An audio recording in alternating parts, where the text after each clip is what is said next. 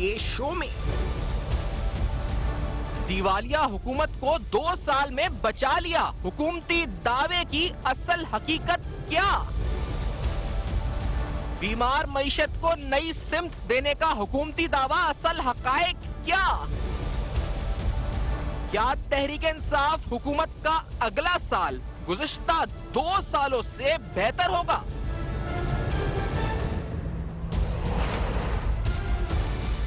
अस्सलाम वालेकुम। पस पर्दा हकायक सनसनीखेज इंकशाफात प्रोग्राम बेनकाब में हूँ आपके साथ सैफान खान। हुकूमत मौजूदा हुकूमत ये जांचने के लिए कि 18 खरब का इजाफा पिछले जो 2 साल की हुकूमत रही पीपल्स पार्टी और PMLN की 10 साल की हुकूमत रही, उन 10 सालों में 18 खरब का इजाफा किस तरह हुआ, इस हवाले से एक डेट इंक्वायरी कमीशन तश्कील दे चुकी है। लेकिन हम आपको बताते चलें कि मौजूदा हुकूमत के खुद अपने 2 साल के अंदर तकरीबन 11 खरब रुपए से जायद का इजाफा पब्लिक डेट में हो चुका है, यानी जो कर्जा जात हैं उसमें 11 खरब से ज्यादा का इजाफा हो चुका है। इसकी तहकीकात कौन करेगा? फाइनेंस मिनिस्ट्री के नंबर्स जो कल ही हमने रिलीज हुए, आज स्टोरी से भी आए, इसका भी आपके सामने नंबर्स रख देते हैं कि आज मईशत पे बाद भी हम डिटेल में। उसके मुताबिक बताया गया कि 2 सालों के दौरान हुकूमत ने तकरीबन 11.4 खरब रुपए के कर्जे लिए, यानी इजाफा हुआ इन कर्जों के अंदर। यह हजम मुस्लिम नून हुकूमत के 5 साल दौर में लिए गए कर्जों से भी ज्यादा है। जिन्होंने 5 साल में जितना कर्जा लिया था, इन्होंने 2 साल में उतना कर्जा ले लिया। सिर्फ 2 साल के दौरान PTI की हुकूमत के कर्जों का हजम GDP के 87% तक पहुंच चुका है। कर्जों में 42% इजाफा, अगर इसका ब्रेकअप देखा जाए तो कर्जों में 42% इजाफा सूद की अदायगी यानी interest payments, debt servicing charges के तौर पर, और 31% इजाफा करेंसी की कदर में कमी से हुआ, यानी इंटरेस्ट रेट जो एक्सपेंसेस बढ़े, इंटरेस्ट रेट बढ़ने की वजह से स्टेट बैंक ने बढ़ाया वो, और करेंसी डिवैल्यूएशन का इंपैक्ट हुआ 31%। और अगर देखा जाए तो नून लीग के दौरे हुकूमत में जब नून लीग का दौरे हुकूमत खत्म हुआ था तो सरकारी कर्जे 24.95 खरब रुपए थे, जो कि 30 जून 2020 तक बढ़कर 36.3 खरब रुपए तक पहुंच गए, जो वजारत खजाना के ऑफिशियल फिगर्स हैं, जिसके मुताबिक तकरीबन 11.4 खरब रुपए का इजाफा हुकूमती कर्जों में गुज़िश्ता 2 सालों में हुआ। तो जहां 18 खरब के कर्जों की तहकीकात जारी थी, अब यह पता लगाना है कि 2 सालों के अंदर 11 खरब से ज्यादा का इजाफा खुद तहरीक इंसाफ की हुकूमत कर्जों में कर चुकी है, और दावा यह कर रही है कि 5000 अरब के कर्जे हमने वापस कर दिए, लेकिन इन एक्चुअल पब्लिक डेट में हुआ इजाफा। मौजूदा हुकूमत के कर्जों के बाद इनके जो महसूलात यानी जो टैक्स रेवेन्यूज हैं इस तरफ भी आते हैं। हमने ये देखा था कि मौजूदा हुकूमत आने से कबल तहरीक इंसाफ के चेयरमैन जब पाकिस्तान के वज़ीर-ए-आज़म इमरान खान साहब, उनकी तरफ से बार बार ये दावे होते थे कि हुकूमत में आने के बाद टैक्सेस का जो हजम है, जो पाकिस्तान के टैक्स रेवेन्यू कलेक्शन है, इसको 8000 अरब रुपए तक ले जाएंगे। इमरान खान साहब ने साल 2017 में भी इस बारे में क्या कहा था, और ऐसा कई बार कहा था। आपको सुनवाते हैं याद दहानी के लिए कि क्या दावा होता था, ताकि हम आगे बढ़ सकें। अरे सुनते हैं। मुश्किल से अभी क्या 3000 अरब रुपया हमारा टैक्स का रेवेन्यू है। 20 करोड़ लोगों का टोटल टैक्स का रेवेन्यू 3000 अरब रुपया। ये सिर्फ और सिर्फ करप्शन खत्म करके, सिर्फ और सिर्फ FBR के अंदर रिफॉर्म्स करके, इसको ऑटोनमस इदारा बना के, ऊपर तकड़ा एक लीडरशिप देके, डीपोलिटिसाइज करके, इस मुल्क में कोई प्रॉब्लम ही नहीं है 8000 अरब रुपया इकट्ठा करना। तो ये सारे रिफॉर्म्स का जिक्र हुआ था कि 8000 अरब तक लेके जाएंगे, लेकिन इससे पहले कि तहरीक इंसाफ के नंबर्स पर आए, हम आपको बताते हैं कि नून लीग को जब हुकूमत मिली थी तो पहला जो साल था जब नून लीग को हुकूमत मिली थी, तो उनके जो रेवेन्यू कलेक्शन, जो टैक्स रेवेन्यू कलेक्शन थी, वो 1946 अरब रुपए थी। उसको बढ़ाकर नून लीग के दौरे हुकूमत में, यानी जब हुकूमत आई तो पहले साल नून लीग 1946 अरब से बढ़कर 2255 अरब रुपए तक उस टैक्स कलेक्शन टारगेट को लेकर आई, यानी इसमें तकरीबन 16% का इजाफा देखा गया जो पहले साल में नून लीग की हुकूमत ने किया। फिर दूसरे साल के अंदर नून लीग ने जो 2255 अरब थे इसको बढ़ाकर 2590 अरब तक, यानी कुछ ही % का इजाफा हुआ, और ये tax revenue targets, tax revenue collection 2590 अरब रुपए तक होता हुआ नजर आया। आखिरी साल नून लीग का जो रहा उसमें ये टैक्स रेवेन्यू कलेक्शन 3842 अरब रुपए तक टैक्स जमा हुए, और हम कह सकते हैं कि नून लीग ने तकरीबन अपने 5 साल दौर में टैक्स रेवेन्यू कलेक्शन टारगेट्स को डबल कर दिया। पाकिस्तान तहरीक इंसाफ की हुकूमत आई तो ये टैक्स रेवेन्यू कलेक्शन टारगेट जो कलेक्शंस थी वो 3842 से गिरकर नेगेटिव 0.4% की ग्रोथ हुई, और ये 3829 अरब हुई। और उसके बाद आखिरी साल में जो PTI का लास्ट ईयर था उसमें रेवेन्यू कलेक्शन टारगेट 5500 अरब रुपए रखे गए, 3 बार उसको डाउनवर्ड रिवाइज किया गया, और इन एक्चुअल 3998 अरब रुपए टैक्स कलेक्ट हो सका। तो ये तमाम तफसीलात हैं टैक्स रेवेन्यूज के हवाले से। ब्रेक के बाद हम आएंगे तो हमारी गुफ्तगू होगी पाकिस्तान तहरीक इंसाफ की हुकूमत के 2 साल, इन 2 सालों में हुकूमत क्या कारकर्दगी दिखा सकी, क्या वाकई में हुकूमत दिवालिया खजाना मिला था, दिवालिया मईशत मिली थी, इसमें कितनी हकीकत है, क्या अब सिम दुरुस्त होने जा रही है। ऐसे इकबाल साहब हमारे साथ प्रोग्राम में मौजूद होंगे, नून लीग के सीनियर रहनुमा। इस ब्रेक के बाद हमारे साथ रहिए।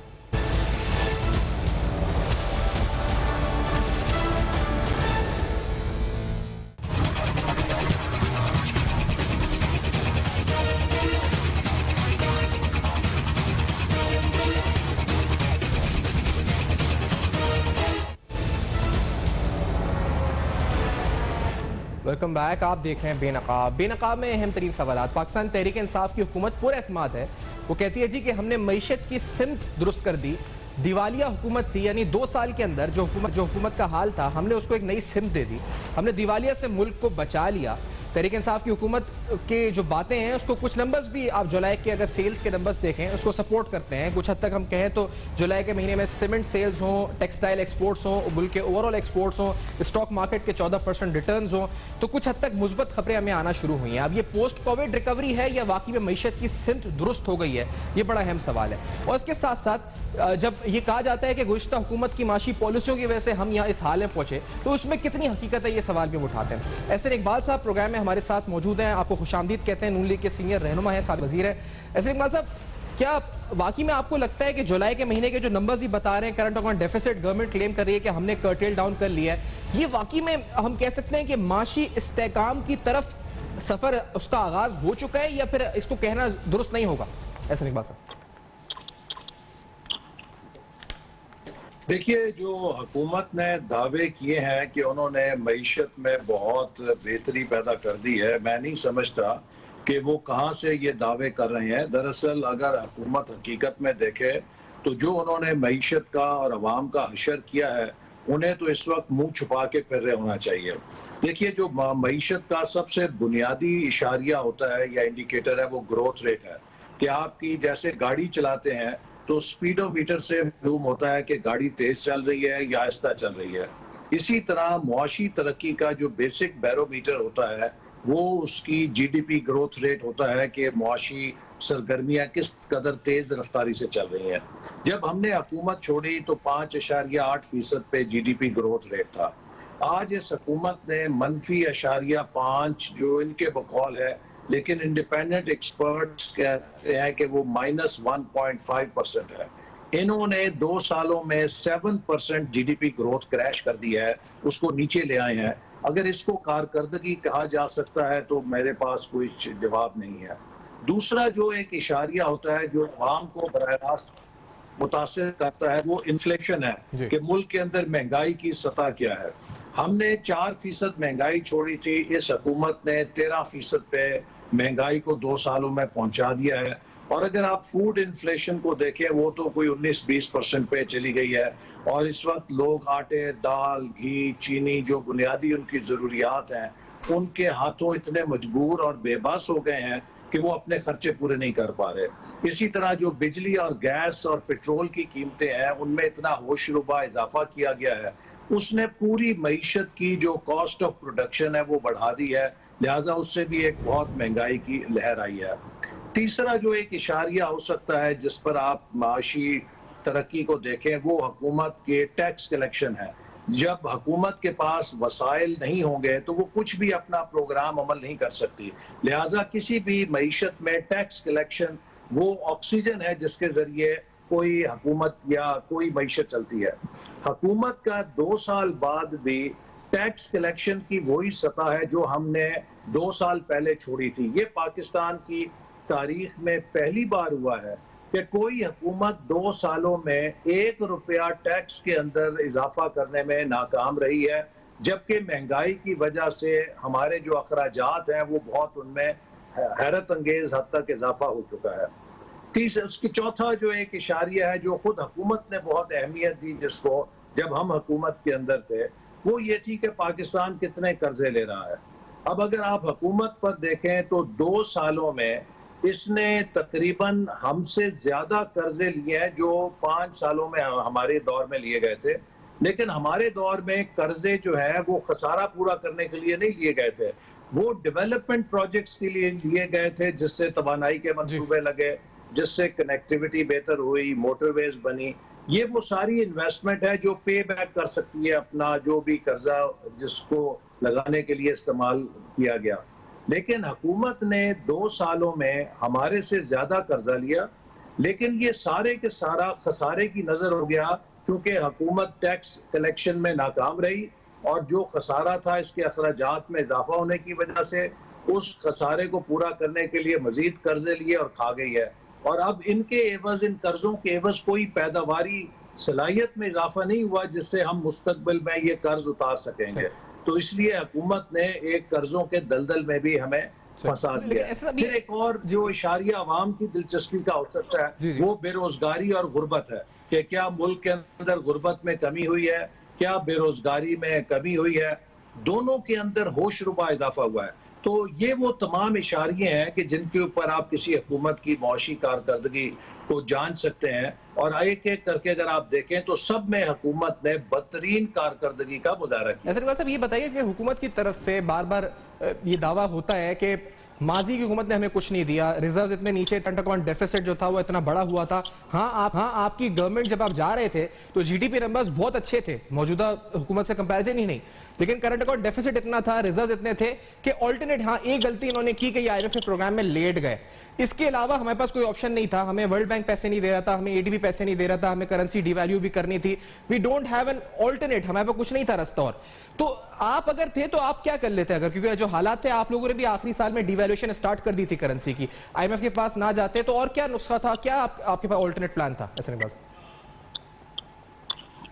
देखिए, मैं आपको अर्ज करना चाहता हूं कि दुनिया भर के मईशत का और कारोबार के चलाने का बुनियादी असूल यह है कि नंबर से ज्यादा जो चीज मैटर करती है वो सेंटीमेंट और एतमाद होता है। हमने 5 सालों में मुसलसल 5 साल की जो ग्रोथ रेट में इजाफा किया और जो प्रो बिजनेस पॉलिसीज अपनाई, और उसमें सीपैक ने एक बहुत अहम किरदार अदा किया, जो मार्केट सेंटीमेंट था वो पॉजिटिव हो गया।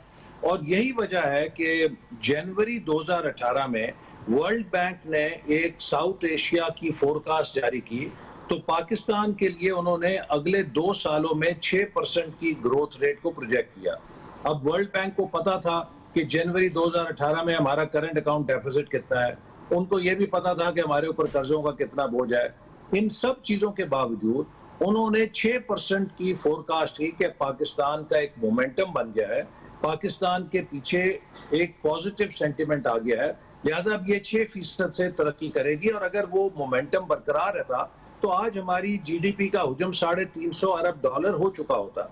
इस हुकूमत ने जो सबसे बड़ा गुनाह किया है उस पॉजिटिव सेंटिमेंट को तबाह कर दिया है। देखिए, जब किसी मुल्क का वजीर आजम जाकर बैनुल अक़वामी कॉन्फ्रेंसेस में ये कहेगा कि हमारी मईशत तो बैंकरप्ट हो गई है, हम तो दिवालिया होने वाले हैं, हम तो दुनिया में सबसे बड़ा करप्शन का अड्डा है, हम तो सबसे ज्यादा मनी लॉन्ड्रिंग करते हैं, तो अगर आज अमेरिका का सदर भी इस तरह के बयानात देना शुरू कर देगा, अगर जापान का या मलेशिया का या किसी भी, जर्मनी की चांसलर अपने मुल्क के बारे में ऐसे बयान देनी शुरू कर देंगी, तो 6 महीने के अंदर उनकी इकोनॉमी क्रैश कर जाएगी। जो मुल्क का सरबराह है वो बराह रास्त जिम्मेदार होता है कि अपने मुल्क के बारे में एक पॉजिटिव सेंटिमेंट को उजागर करे। ये एक ऐसी हुकूमत है कि जिसने सिर्फ मुस्लिम लीग नून की दुश्मनी में कि हम ये साबित करें कि पिछले बहुत बुरे थे, पाकिस्तान की इतनी बदनामी की हर जगह, हर फोरम पे जाके, कि वो जो एक इन्वेस्टर कॉन्फिडेंस था और एक जो मार्केट पॉजिटिव सेंटिमेंट था वो क्रैश कर गया, और उसका नतीजा ये निकला कि इनसे संभाला नहीं गया। दूसरी बात जो ये बड़ी शदोमत से करते हैं, करंट अकाउंट हमने दबा लिया या उसको कंट्रोल कर लिया। देखिए, करंट अकाउंट कोई बजाते खुद मुस्बत या मनफी इशारिया नहीं है। जो चीज देखने वाली है कि करंट अकाउंट किस वजह से पैदा हुआ है। अगर तो वो कंजम्पशन से पैदा हुआ है कि हम बहुत ज्यादा सामान तायुश जो है वो सोसाइटी कंज्यूम कर रही है, हर कोई जो है वो मिनरल वाटर बाहर का पी रहा है, हर कोई इंपोर्टेड चीजें ले रहा है, तो फिर उसके नतीजे में ये हो सकता है कि आप ये देखें कि जो मुल्क के अंदर स्ट्रक्चरल एक प्रॉब्लम हो सकता है करंट अकाउंट डेफिसिट का, जो नाकाबिले इलाज हो। लेकिन अगर करंट अकाउंट डेफिसिट इसलिए हुआ है कि जो प्रोजेक्ट इन्वेस्टमेंट्स है कि आप बिजली के मंसूबे लगा रहे हैं, आप इंफ्रास्ट्रक्चर को बेहतर कर रहे हैं, जिसके लिए प्लांट एंड मशीनरी बाहर से आ रही है, तो वो एक आर्जी फिनोमेना होता है। जब वो प्रोजेक्ट मुकम्मल होंगे तो वो करंट अकाउंट डेफिसिट भी बंद हो जाएगा, वो प्लांट एंड मशीनरी हमेशा तो नहीं आएगी। इन्होंने आपके साथ ही पैनिक में उस करंट अकाउंट डेफिसिट को एड्रेस करने के लिए 40% डिवैल्यूएशन कर दी। उसने एक बदतरीन महंगाई की लहर पैदा की। उसको कंट्रोल करने के लिए इन्होंने पॉलिसी रेट 13.25% पे ले गए। वो 13.25% पे पॉलिसी रेट ले जाने से जो इंटरेस्ट मुल्क के अंदर इतना बढ़ गया कि जो चलता हुआ कारोबार था उसके लिए भी कॉस्ट ऑफ फाइनेंसिंग अनबेरेबल हो गई, लिहाजा कारोबार बंद होने शुरू हो गए और मुल्क की जो पहिया चल रहा था वो रुक गया, इंपोर्ट बिल्कुल बंद हो गई। अब हमारी जो एक्सपोर्ट है वो भी 60 to 70% मटीरियल के लिए इंपोर्ट्स पे डिपेंड करती है। तो जब आपने इंपोर्ट करना बहुत महंगा कर दिया, इंपोर्ट करना नामुमकिन कर दिया, तो आपकी इंडस्ट्री भी खड़ी हो गई। नतीजा ये कि 40% डिवैल्यूएशन करके आपको एक्सपोर्ट्स में कोई 1% भी इजाफा नहीं मिल सका। इस पॉइंट पे नाज़रीन एक छोटा सा ब्रेक लेते हैं। इस ब्रेक के बाद अहम तरीन सवालात, पाकिस्तानी मईशत का सिमत क्या रुख दुरुस्त कर दिया तहरीक इंसाफ की हुकूमत ने, इक़दामात मौसर हैं, जिम्मेदार कौन है, यानी जो माशी बदहाली पाकिस्तान ने देखी क्या गुज़श्ता 2 सालों में, क्या उसकी जिम्मेदार नून लीग है? एहसन इकबाल साहब साथ मौजूद है। After this very short break बेनकाब में आपको दोबारा ज्वाइन करेंगे, हमारे साथ रहिए।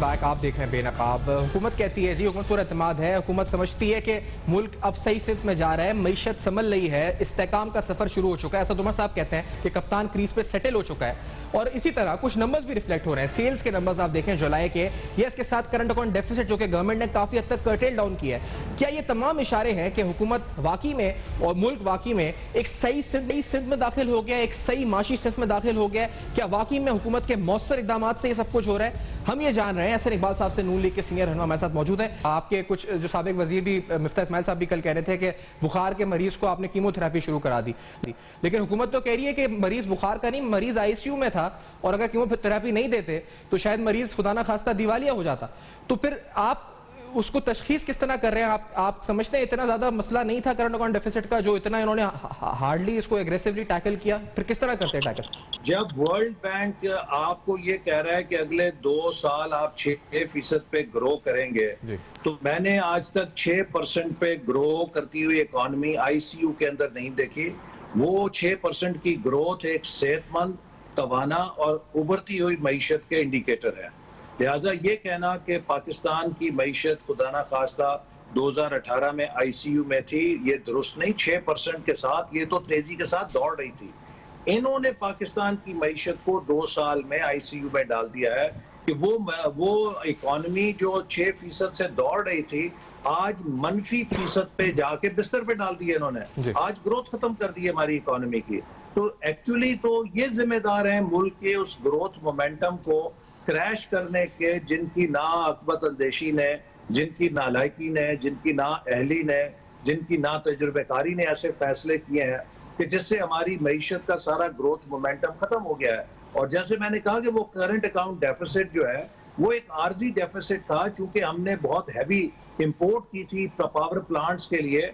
आप देखिए ना, 4 सालों में 11,000 मेगावाट बिजली लगी, जबकि आपके 67 सालों में 18,000 मेगावाट लगी। तो आपके 67 साल एक पलड़े में 18,000 मेगावाट और हमारे 4 सालों में 11,000 मेगावाट। हमने तकरीबन 60-65 साल के बराबर बिजली लगाई। तो उसके लिए बहुत हैवी इन्वेस्टमेंट हुई, बहुत हैवी इंपोर्ट हुई प्लांट एंड मशीनरी की। जब ये प्रोजेक्ट मुकम्मल होने थे वो बंद हो जानी थी। तो इसमें पैनिक की कोई बात नहीं थी। हमारे पास एक 2-3 साल का हम था जिसे हमने क्रॉस करना था। इसके बाद हमारी ग्रोथ जो है 6 से 7% और ऊपर जाती।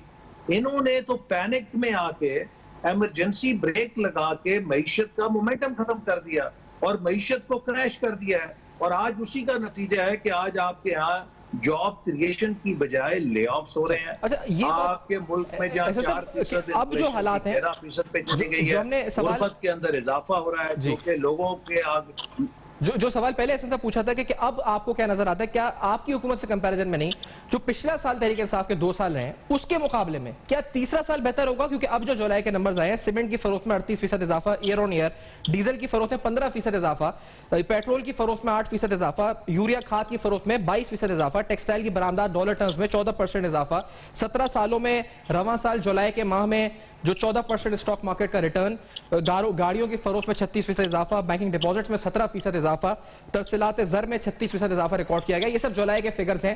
तो अब अगला साल यानी इसके बाद ये सीन द वर्स्ट, यहां से तो बेहतरी आप समझते हैं ना, बीइंग एन इंडिपेंडेंट इकोनॉमिस्ट, अगर नून लीग के अलावा भी आपसे पूछूं, यहां से तो बेहतर होगा पिछले साल के मुकाबले में, ये भी बदतर होगा आपको लगता है? देखिए, आपकी आवाज क्लियर नहीं आ रही, लेकिन मैं अंदाजे से आपका सवाल सुन के जवाब दे रहा हूं।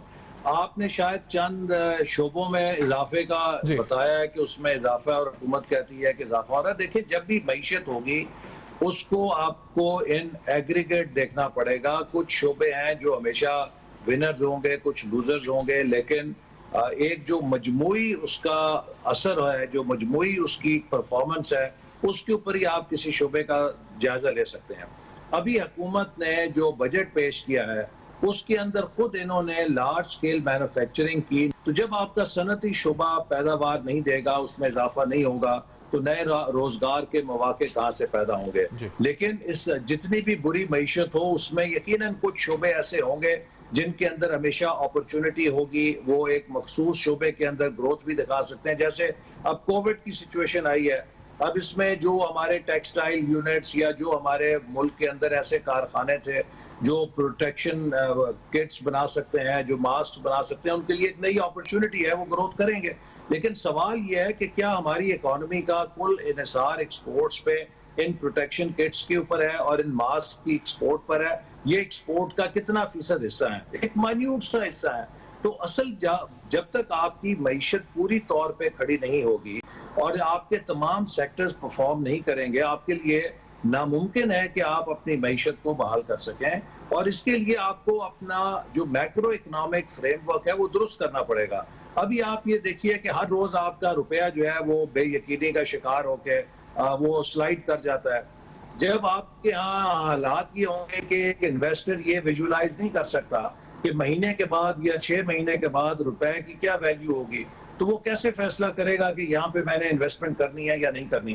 क्योंकि जो भी फॉरेन इन्वेस्टर आएगा वो अपने प्रॉफिट को बाहर ले जाने के लिए ये जानना चाहेगा कि उसकी रिटर्न कैसे है, वो कितनी उससे रिटर्न ले सकता है। लेकिन अगर उसको ये मालूम होगा कि मैं तो आज जो डॉलर टर्म्स में पैसे लगा रहा हूँ, 6 महीने के बाद मेरी जो रिटर्न है वो डॉलर टर्म्स में कम हो जाएगी, तो वो यहाँ पर क्यों आएगा? तो आपको एक स्टेबल मैक्रो इकोनॉमिक फ्रेमवर्क चाहिए, आपकी मुआशी इस्तेकाम चाहिए और पॉलिसीज जो है वो इन्वेस्टर फ्रेंडली हो, तभी आपकी मईशत चलती है। ये हुकूमत तो जिस खौफ की फजा में मुल्क की मईशत को चलाने की कोशिश कर रही है, इस वक्त आपका हर इन्वेस्टर जो है वो पैसा छुपा के बैठा है, कोई अपने पैसे को शो नहीं करना चाहता। किसी के पीछे नैब लगी हुई है, किसी के पीछे FIA लगी हुई है, किसी के पीछे कोई और महकमा लगाया गया है। तो इस हैरेसमेंट की फजा में तो आपका पैसा बाहर भाग जाएगा या अंडरग्राउंड चला जाएगा। मुआशी पहिया कैसे चलेगा? आपको अगर मईशत चलानी है तो उसमें एतमाद बहाल करना है। अब हुकूमत ने 2 एमनेस्टी स्कीमें दी हैं, एक पहली दी, उसके बाद ये रियल स्टेट की दी। दोनों में किसी ने पैसा शो नहीं किया, लोग इन पर एतबार ही नहीं कर रहे, लोग इन पर ट्रस्ट ही नहीं कर रहे। तो आप मुझे बताइए कि फिर ये मईशत, हम आज बांग्लादेश हमसे आगे निकल गया है, अफगानिस्तान का रुपया हमसे मजबूत हो गया पिछले 2 सालों में, हम लुढ़कते हुए नीचे जा रहे हैं। हमारे खित्ते के तमाम मुल्क, नेपाल, बर्मा, म्यांमार और ये सारे बांग्लादेश, ये सब हमसे आगे जा रहे हैं। ये जिल्लत और ये बर्बादी हम क्या नजारा करेंगे? हम क्या इमरान खान साहब की जो गुड लुक्स हैं वो उस गरीब आदमी का पेट भर सकती हैं कि जो अब भूखा हो गया, उसके बच्चे स्कूलों से निकल गए हैं? वो खातून खाना जिनसे घर का चूल्हा नहीं जल रहा, क्या वो इमरान खान साहब की गुड लुक्स को देख के अपने बच्चों को क्या रोटी दे सकती हैं? तो ये जो एक शख्सियती यहाँ पर एक पैदा किया गया फिनोमेना, आज उसकी तबाही जो है हर शोबे में फैल चुकी है और मुल्क हमारा दिन ब दिन स्लाइड कर रहा है। हमारी जो कौमी ताकत है, जो हमारी नेशनल पावर है, वो वीक हो रही है, क्योंकि आज के दौर में किसी भी मुल्क की नेशनल पावर का दारोमदार उसकी इकोनॉमिक सिक्योरिटी और इकोनॉमिक स्ट्रेंथ के ऊपर होता है। ये बड़ा इंपॉर्टेंट आपने जो बात की कि मशीनें इंपोर्ट हुई और सब हुई, सीपैक के मामलात भी हैं, लेकिन एक और बात भी की गई, ये जो पावर सेक्टर में क्राइसिस है, बिलखुसूस गर्दिशी कर्जों का 1100 से 2200 अरब तक पहुंच गए। मजे की बात है कि बिजली की कीमतों में भी इजाफा हो रहा है, फिर भी गर्दिशी कर्जे बढ़ रहे हैं। हुकूमत की जानिब से बार बार कहा गया कि क्योंकि आपकी हुकूमत में जो आप कहते हैं 11,000 मेगावाट बिजली आपने ऐड की, ये हवेली बहादुर शाह बिक्की पावर प्लांट ये इतने महंगे थे कि इसकी वजह से पाकिस्तान में बिजली महंगी हो गई और हम इस तरह नेगोशिएट नहीं कर सके उन पावर प्लांट्स को, जिस वजह से आज हम ज्यादा इजाफी कीमत बिजली भी फरोख्त कर रहे हैं, बना रहे हैं और हमारे गर्दिशी कर्जे बढ़ रही है। इस पर क्या आपका मौक़िफ़ है? ये हुकूमत नाकाम इसलिए हो रही है कि इसका सारा कारोबार झूठ के ऊपर, बहतान के ऊपर, किरदार कुशी के ऊपर है और इसी अमल की नहुसत है जिसके अंदर ये हुकूमत दब चुकी है। हकीकत यह है कि हमारे दौर में जितने बिजली के मंसूबे लगे, जो हमारा एवरेज टैरिफ है उससे उनकी लागत कम थी। कोई 6 साढ़े 6 सेंट पे आया, कोई 7 सेंट पे आया, कोई 8 सेंट पे आया, कोई 9 सेंट पे आया, जबकि हमारा जो एवरेज टैरिफ था वो गालबन 14 सेंट से ऊपर था। तो हमने तो जितने मंसूबे अपने दौर में लगाए वो पाकिस्तान के एवरेज टैरिफ से ही, वो सब उनकी नेपरा ने मंजूरी दी, जिसके अंदर केपी हुकूमत का नुमाइंदा भी शामिल होता था। तो अगर कोई बहुत वो महंगी बिजली होती तो केपी हुकूमत और पीटीआई का फर्ज था कि वहां उसकी निशानदेही करती, उन्होंने नहीं किया। वो सारे मंसूबे नेपरा ने उनकी टैरिफ की मंजूरी दी है और वो सारा टैरिफ हमारे जो एवरेज टैरिफ है उससे कम है, उससे सस्ता है। तो हमने तो बिजली का जो मजमूई निर्ख है उसको कम किया। अब इन्होंने कहा कि हम जो सर्कुलर डेट है उसे खत्म करने के लिए बिजली के निर्ख बढ़ा रहे हैं, जो हमारे दौर में गालबन 11-10 रुपए थे, अब इनके दौर में 15-16 रुपए चला गया यूनिट। इतना इजाफा करने के बावजूद सर्कुलर डेट में कमी नहीं हुई, सर्कुलर डेट भी डबल हो गया है। ये जुल्म है कि आपने लोगों पर महंगी बिजली का एक बोझ डाल दिया और कहा कि हम बिजली इसलिए महंगी कर रहे हैं कि सर्कुलर डेट खत्म करेंगे।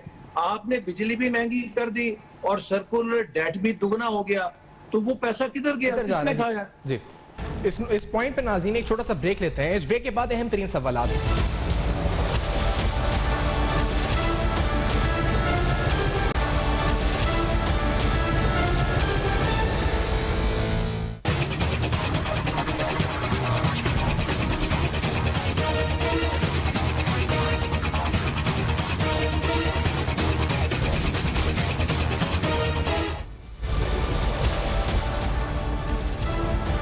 Welcome back. आप देख रहे हैं बेनकाब में कुछ अहम तरीन सवाल उठाया कि हुकूमती दावे मईशत के हवाले से, करंट अकाउंट डेफिसिट को कर्टेल डाउन करने के हवाले से, और बार बार ये कहना कि हुकूमत को दिवालिया मुल्क मिला था या दिवालिया के करीब थे और पाकिस्तान को हमने बचा लिया। तो आज की सूरत हाल क्या निस्बतन बेहतर है और मुस्तकबिल यानी तहरीक इंसाफ के गुज़िश्ता 2 सालों के मुकाबले में क्या अगला साल बेहतर होगा?